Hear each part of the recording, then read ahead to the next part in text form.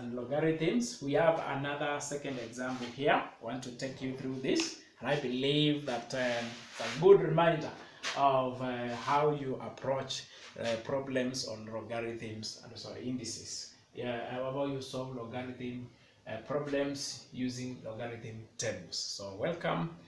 Let's go through this one. So in our example, we have 0.456 cubed. You are dividing with the square root of 0.0347. Now, as we are done in the other part, let's go through it. You said the first part, you have your number, then you can have it expressed in standard form.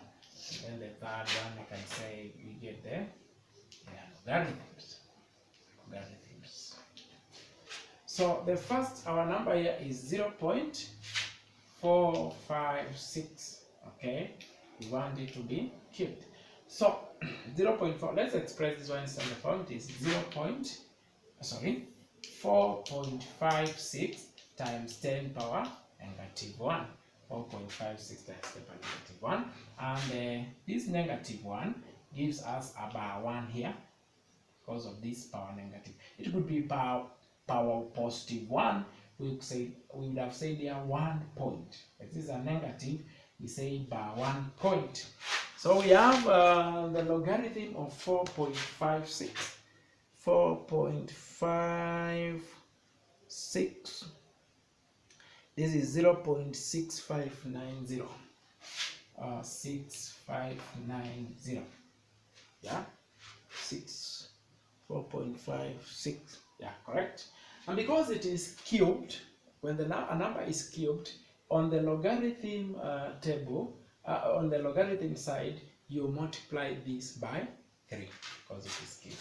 So let us multiply this by 3. So multiply by 3, you have, this is 0. This is 9 times 3 is 27, carry 2. 5 times 3 is 15 plus 2, 17, carry 1. This is 18 plus 1, 19. So you carry 1 now, a positive 1. So we have a positive 1. So this time this one is bar 3 or negative 3. Negative 3 plus positive 1. This gives you a negative 2. So you have here a bar 2. Yeah. So you have to be careful here. After you get it 19 here, you are carrying a positive 1.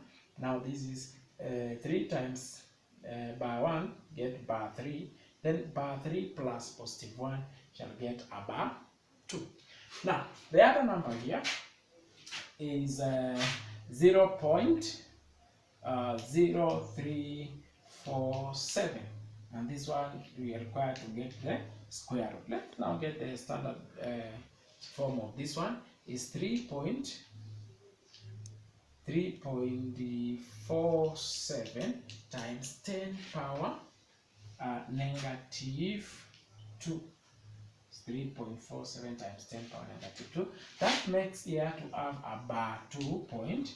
But now we can go to the tables and get the log of 3.47. And from the tables, log of 3.47 is 0.5403. 5403.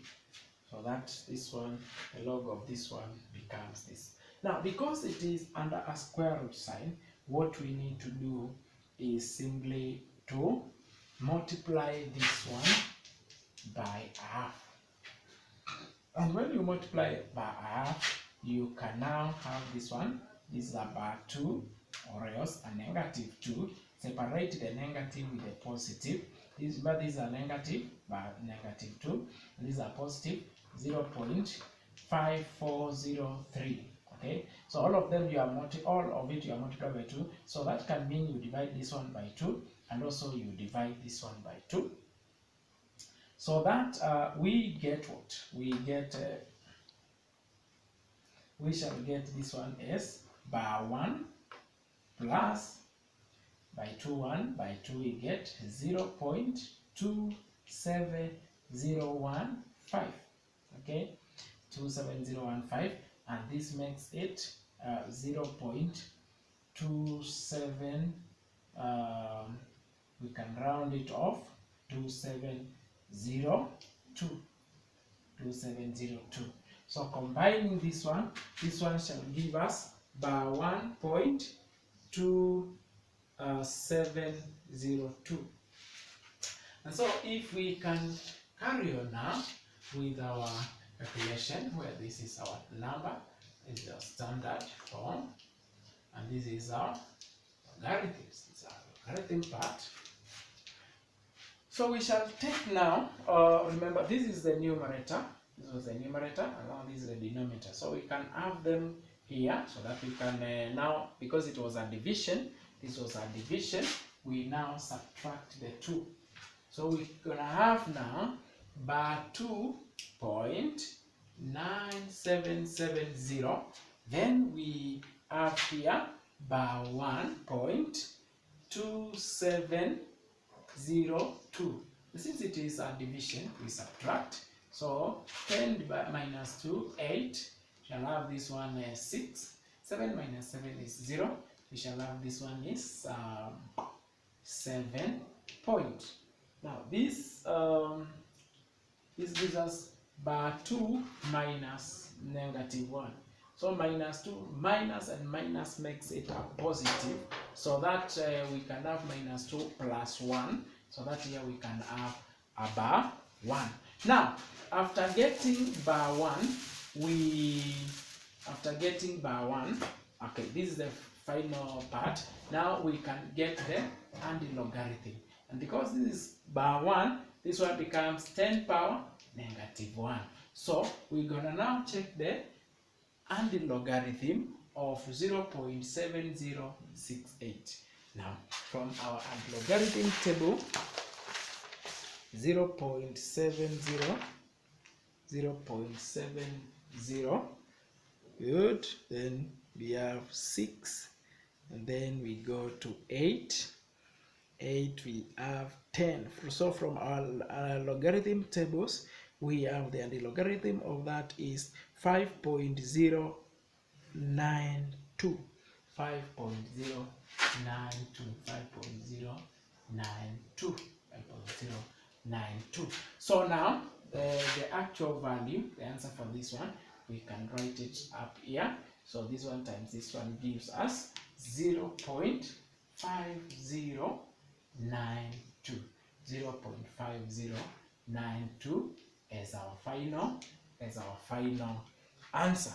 0.5092 as our final answer. So once again, what I'll need to emphasize is, once you have a number like this one and it is cubed, you get a standard form, and the logarithm you will have to multiply by 3. Get that? Now once you have a square root, this is it, standard form, this is the log, and then you have to multiply by half. Now you split the negative bit and also the positive part. Work on this, you get a bar 1. Work on this one, you get this. Is equals to, combine the two, you are getting this. Now because it is a division, subtract this from this. That's what we have here. If you could have more space, you do it down. So you have these two, subtracting them, you get this one. Then from there, you have this the anti-logarithm, and so the answer is up there. So that's part of what wanted to put across. Believe it is beneficial. Thank you for watching.